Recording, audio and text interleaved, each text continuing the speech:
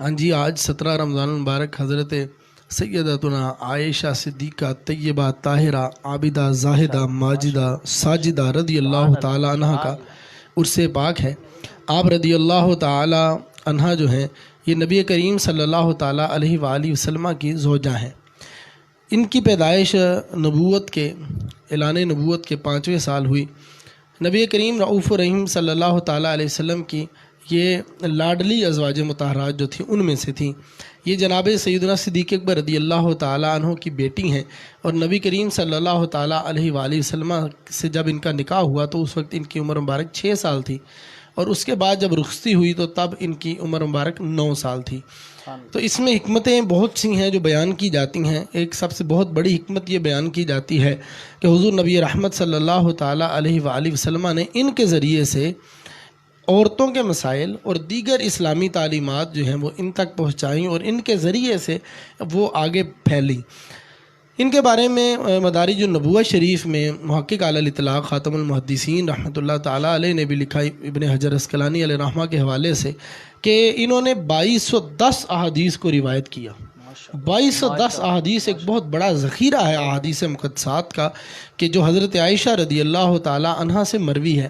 اور صحابہ کرام علیہم رضوان کہتے ہیں، حضرت ابو موسیٰ اشعری رضی اللہ تعالیٰ عنہ کہتے ہیں کہ جب ہمیں کسی قسم کا مسئلہ ہوتا، جب ہم مسائل میں پھنس جاتے تو ہم حضرت عائشہ کی بارگاہ میں جاتے۔ امام زہری رحمۃ اللہ تعالیٰ علیہ کا ایک قول پڑھنے کی سعادت حاصل ہوئی تھی۔ وہ فرماتے ہیں کہ حضرت عائشہ رضی اللہ تعالی عنہ تمام ازواج مطہرات کا اگر علم اور ان کی ذہانت کو جمع کیا جائے تو حضرت عائشہ رضی اللہ تعالیٰ عنہ کا علم اور ذہانت سب سے زیادہ ہے۔ تو یہ شان اللہ تبارک و تعالیٰ نے حضرت عائشہ رضی اللہ تعالیٰ عنہ کو دی۔ اس کے بعد پھر نبی کریم صلی اللہ تعالیٰ علیہ وسلم کے ساتھ انہوں نے زندگی کے لمحات گزارے، اور یہ بھی انہی کا خاصہ ہے کہ ان کے علاوہ کسی اور کے بستر میں نبی علیہ الصلوۃ والسلام کو وحی نہیں آئی۔ سبحان اللہ۔ تو یہ انہی واحد زوجہ مبارکہ ہیں کہ جن کا یہ خاصہ ہے۔ اور ایک اور ان کا بہت پیارا خاصہ ہے کہ جب حضور نبی رحمت صلی اللہ تعالیٰ علیہ وآلہ وسلم کا وصال ہوا تو اس وقت نبی کریم صلی اللہ تعالیٰ علیہ وآلہ وسلم نے اپنا سر مبارک ان کی گود میں رکھا ہوا تھا۔ اور ایک اور ان کا خاصہ یہ ہے کہ جب نبی رحمت صلی اللہ تعالیٰ علیہ وآلہ وسلم کا وصال ظاہری ہوا تب حضور سید عالم صلی اللہ تعالیٰ علیہ وسلم کے منہ میں جو آخری چیز ڈالی گئی وہ مسواک تھی، اور وہ مسواک وہ تھی کہ جو حضرت عائشہ کا لعاب جس پر لگا تھا جب انہوں نے نرم کر کے حضور کو دی تھی۔ تو بہت سے خاصے ہیں حضرت عائشہ رضی اللہ تعالیٰ عنہ کے کہ بیان کرتے جائیں رات مختصر پڑ جائے لیکن ان کی شان اور عظمت کا بیان ختم نہ ہو۔ تو ان کا پھر وصال جو ہے وہ 57 ہجری میں ہوا۔ ان کا وصال ظاہری پھر 57 ہجری میں ہوا، اور پھر یہ دنیا فانی سے کوچ کر گئیں۔ حضرت عائشہ رضی اللہ تعالیٰ عنہ نے اسلام کی بہت خدمت کی۔ انہوں نے بھی، ان کے والد صاحب نے بھی، ان کی بہن کے بچے، ان کے بہنوئی اور دیگر سارا گھرانہ ہی کم و بیش وہ تقریباً ارد گرد والے جتنے آپس میں قریبی ہیں سب کے سب کو اللہ تبارک و تعالیٰ نے درجہ صحابیت عطا فرمایا کہ صحابی ہیں۔ حضرت صدیق اکبر رضی اللہ تعالیٰ عنہ کی بہت شانیں ہیں، ان کی بیٹی ہیں یہ، ان کو بھی اللہ تبارک و تعالیٰ نے بہت زیادہ شان اور بہت بڑا مرتبہ عطا فرمایا۔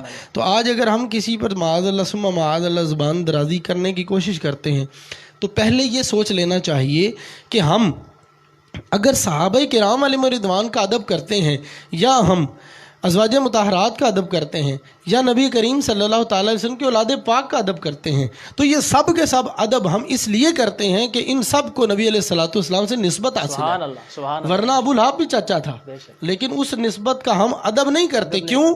کیونکہ وہ ایمان نہیں لایا۔ تو ایک تو سب سے پہلی بات ایمان لانا ضروری ہے کہ جو نبی کریم صلی اللہ تعالیٰ علیہ وسلم کی تعلیمات کو قبول کرے، حضور نبی رحمت صلی اللہ تعالیٰ علیہ وسلم پر ایمان لائے۔ اب اس کے بعد اگر وہ نسبت والا بھی ہے تو یہ 4 چاند لگ جائیں گے، اس کی جو عظمت ہے وہ مزید بڑھ جائے گی۔ تو تو جملہ آخر میں یہی عرض کروں گا اپنے ناظرین کے لیے کہ ہم اگر صحابہ کرام کا ادب کرتے ہیں، اہل بیت اطہار کا ادب کرتے ہیں، ازواج مطہرات سے محبت کرتے ہیں، اور ان کے ساتھ عقیدت کا تعلق رکھتے ہیں، تو سب کی سب باتوں کی صرف ایک وجہ ہے، اور وہ ہے نسبت رسول صلی اللہ تعالی وسلم۔ بس صحابہ کا ادب کرتے ہیں کیونکہ ان کو نبی علیہ السلام سے نسبت حاصل ہے۔ تو اللہ تبارک و تعالی ہمیں صحابہ کرام سے بھی، اہل بیت اطہار سے بھی، ازواج مطہرات سے، حضور کے والدین کریمین اور خانوادہ رسول سے اللہ تعالی ہمیں صحیح معنوں میں سچی عقیدت رکھنے کی توفیق عطا فرمائے۔